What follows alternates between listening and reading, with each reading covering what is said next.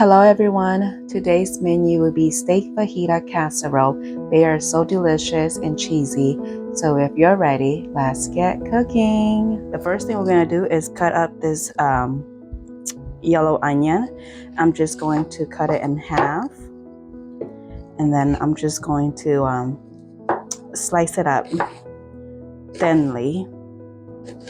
You can use any onion you like, but whenever I'm making fajita, I love using yellow onions. Plus, yellow onions is one of my favorites. And then now I'm just going to set it aside until we're ready to use it. And then here I have two bell pepper. I have a yellow and a red one. You could use whichever one you want.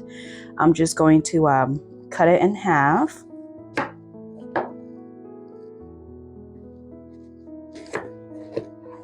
And then I'm just going to take out the seeds. You can use your hands, but I'm just going to cut the cores out and then discard it. And I'm going to do the same thing on the rest of them.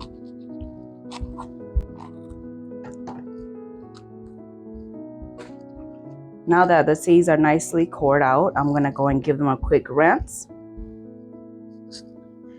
Okay, now that I went and rinsed them a little bit, I'm just going to cut it into thin strips.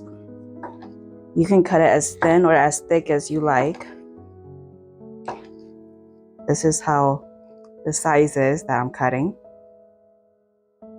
About a 1/4 inch.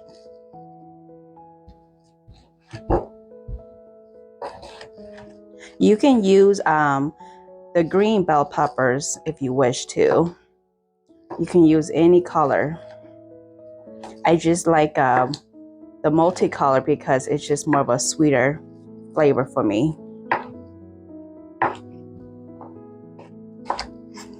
Okay, now I'm going to move them and put them back into the same bowl.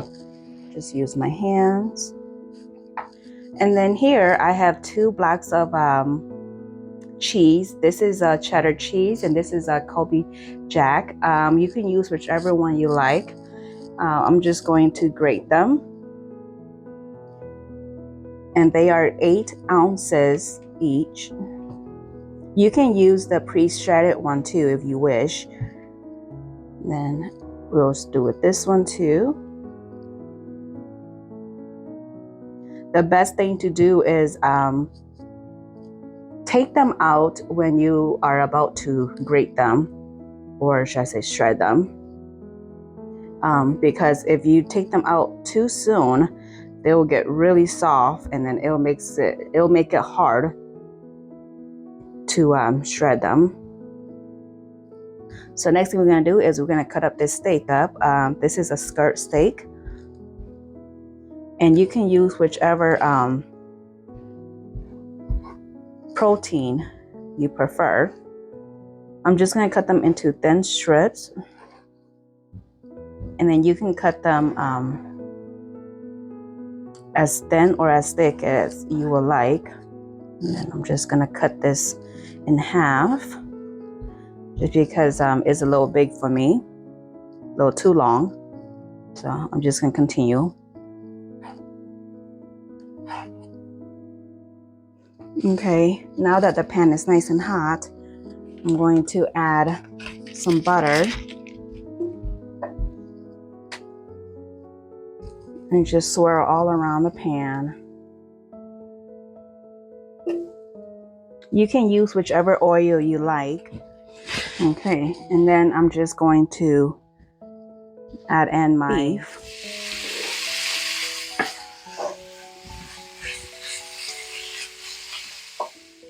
And then you want to let it cook for about 2 to 3 minutes before stirring it. It's been about 2 minutes. I'm just going to give it a quick mix. Turn them around, flip them around. And then at this point, you want to let it cook just another 2 or 3 more minutes. So after 2 minutes, this is how it looked like. You still see some pinkness in it. You can turn off the stove and remove it from the heat, or you can continue just cooking it for another couple more minutes until the doneness that you like.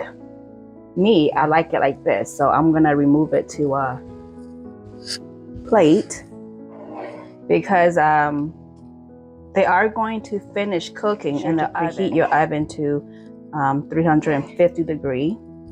If you want, you can go ahead and discard the oil or in the liquid, but this is the best flavor here, so I'm just gonna leave it as is, and I'm just gonna toss in my onions.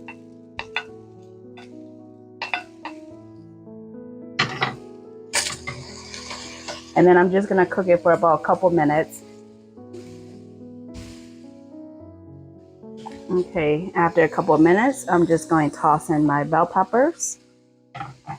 Just give it a mix, combine. And then I'm gonna cook this for another 3 more minutes. After a couple of minutes, we're gonna add in the cream cheese. And then I'm also going to add in the fajita seasoning. And I did make my own fajita seasoning. I will be having a recipe for that coming out soon. And then just a little bit of salt. And then you just want to break it down. And you want to let the cream cheese melt. And this will take about maybe 5 minutes or so. Okay, at this point, now the cream cheese is melted. We're gonna add the beef back in with the juice and all. And then just give it a quick mix to combine well.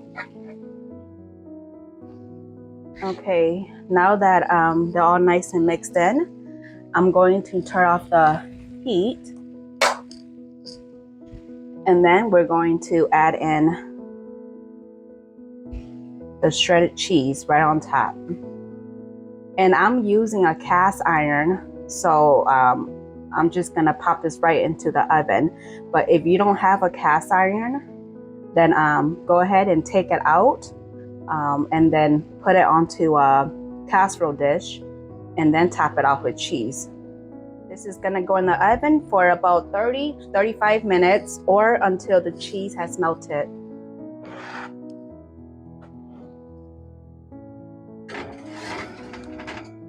Here is the end results and the best part, the taste test. Now let's dig right on in and see how it is, you guys.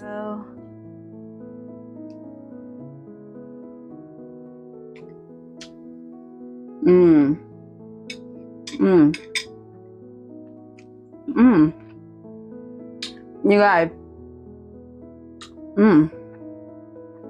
this is so cheesy. A perfect amount of flavor. Oh, guys, this is really good. It'd be perfect with some sour cream on top too. You guys, I have some sour cream, so I'm gonna taste it and see how it is.